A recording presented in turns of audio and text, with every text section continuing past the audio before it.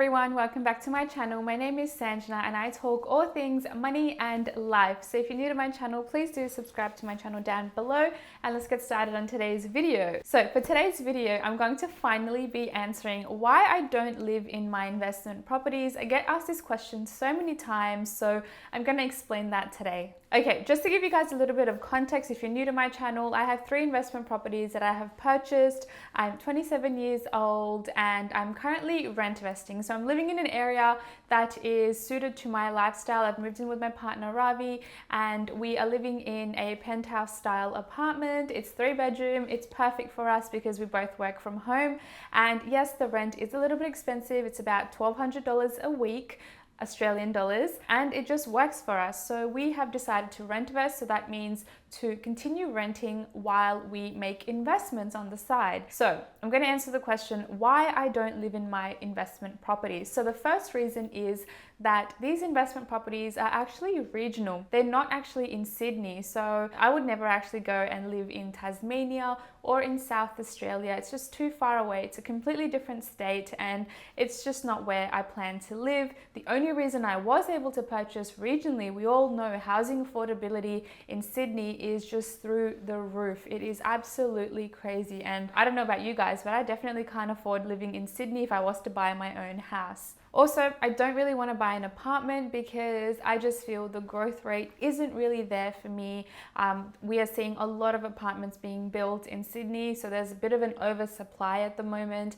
And in terms of my research, I just feel that, it really isn't the best financial decision for myself. Also, if I was to actually purchase something that was a little bit more affordable in Sydney, I mean, what's affordable in Sydney? We're seeing the median price to be around the $1.5 million mark, which is absolutely crazy. So obviously I can't afford that, but it doesn't mean that I want to settle down for anything less. I've been working hard my entire life, trying to save my money, trying to invest my money so that I can, at the end of the day, move into a house, build my own house that is exactly the way that I want it. I don't want it to be just a temporary fix, something that will get me by and get my foot through the door. I don't want it to be that kind of scenario because, as I said, I've worked hard for it. I don't want to settle for anything less. So if I continue investing now, so rentvesting, if I continue doing that, I will be able to then purchase my dream house or the land and knock down, rebuild outright, and then my partner and I can think about building the house of our dreams. Now,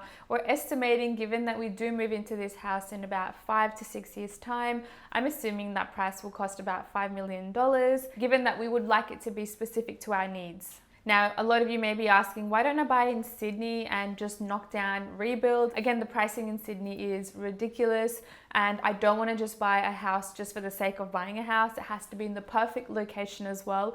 Location is very important for my partner and I. We want to make sure that it is somewhere near the water as well because we both love seeing the water. So yeah, location is very important. Obviously, it's going to be very costly and this is the way that we have to go about doing it just so that we can make it a little bit comfortable for ourselves later down the track. Another reason that we don't actually want to live in our own investment properties is because also we don't want mortgage stress. Now, essentially with investment properties, you have an income that's coming through because someone's living in your investment property. So the rent that they are paying is actually going towards your mortgage repayments. And then if we decide to move in and live in our own houses, that means, for whatever reason, if we lose our job, if we fall sick, that means we're not going to be able to work. So how are we going to afford the repayments? And that mortgage stress for the next 30 years of my life is something that I don't really want to take on. And that is why, even if you lose your job with rentvesting, you still have someone that's paying towards your mortgage. You don't have that stress there. It alleviates it completely. The other issue I have with buying your own house is that you have cash flow issues as well. If you're going to have to pay towards mortgage repayments every single month without receiving an income, then it's definitely going to affect your lifestyle, your cash flow, your discretionary spending as well. That means you're going to have a little bit less money to enjoy on the fun stuff as well. As compared to if we continue investing into properties now while we rent, and hopefully by that time we're ready to buy our own house or build our own house, we should have enough equity there to then purchase our dream house completely outright so that we don't owe anything to the bank. So this would essentially mean that we will have no mortgage for the next 30 years of our life. And also we were thinking that we would get solar panels as well. So that means also no electricity as well. If you think about the cash flow, it definitely makes sense because your biggest expense is completely gone. You're able to actually enjoy your life for the next, 30, 40, 50 years, depending however long we live. Therefore, that is why I say, working hard for the next 5 to 6 years more really is not going to mean anything as compared to having a mortgage for the next 30 years of your life. That's definitely an option that I would not pick.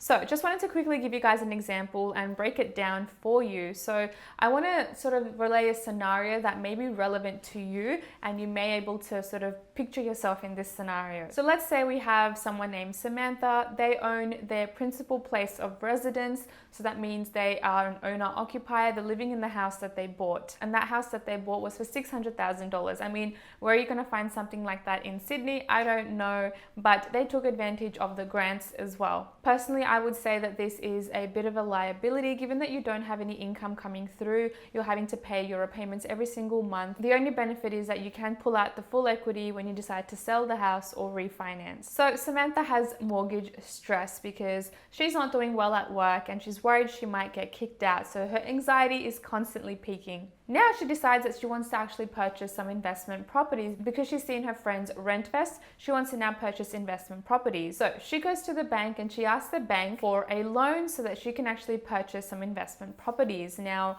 given that she's got a $600,000 loan under her name, the bank is actually going to deny her of that because her serviceability doesn't meet the requirements. Now, the reason it doesn't meet the requirements is because her income is not increasing. So she's been in the same sort of job for a couple of years now and her income hasn't increased. She's got a massive liability or debt under her name and the bank doesn't see any other additional income sources coming through.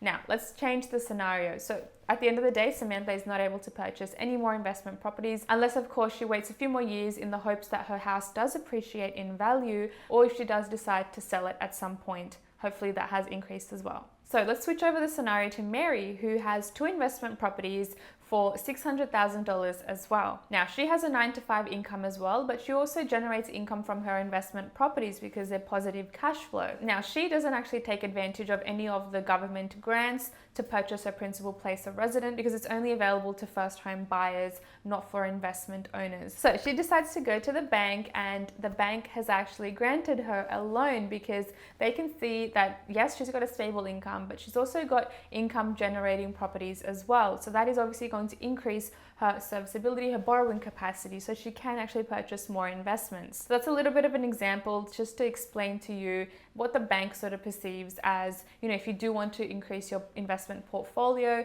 and different stages of your life and where you're at. Now, of course, this idea of rent vesting and building your investment portfolio is not for everyone. This really does only work if you've got minimal responsibilities. I personally think it works for people who are younger and have no dependents, no other responsibilities or financial responsibilities to their kids or anyone else in their household. So my partner and I, Ravi, we have no children. We are working on our own thing. We're young professionals and we're probably in the peak of our careers when we're earning the most that we've ever earned. Therefore, we are willing to sort of, work a little bit harder so that we can have that lifestyle in the next couple of years when, things do start to get a little bit more intense in terms of responsibilities. Now, of course, you also need to assume that you have a full-time or part-time stable income as well for the bank to be able to grant you all of these loans as well. Now, also you need to be comfortable with the idea of taking on debt. I know a lot of people may not like taking on debt because they've been taught, ever since they've been growing up to pay off your debt. But I think it's very important to understand between productive debt and unproductive debt. So unproductive debt is like car loans, credit cards, things like that, which you're really not getting any benefit out of compared to productive debt, which you can actually leverage. So what I've done, I keep purchasing investment properties. I wait for my previous property to appreciate in value. I take out some equity and then I use that equity to purchase another investment property. So that is productive debt. I'm using debt to sort of build my investment portfolio without having to put too much from my own pocket. Now, of course, if you've got kids, you've got no investment, unfortunately, it is going to be a little bit harder if you do want to build out an investment portfolio. You may not want to do that because, it does take a little bit of time for these properties to appreciate and you do have more financial responsibilities and you may just want to move into your dream house. So for that reason, a lot of people will then decide to just purchase their house and have a loan for the next 30 years to pay it off. So those are a few reasons why I've decided to continue rentvesting, to not live in my investment properties. I hope that clarifies it all. If you are interested in following my journey around this, I do post a lot on my Instagram and my TikTok accounts, Success by Sanjana. So be sure to follow me over on there. In the meantime, I hope you guys are all well, and I'll catch you guys in my next video. Thanks, guys.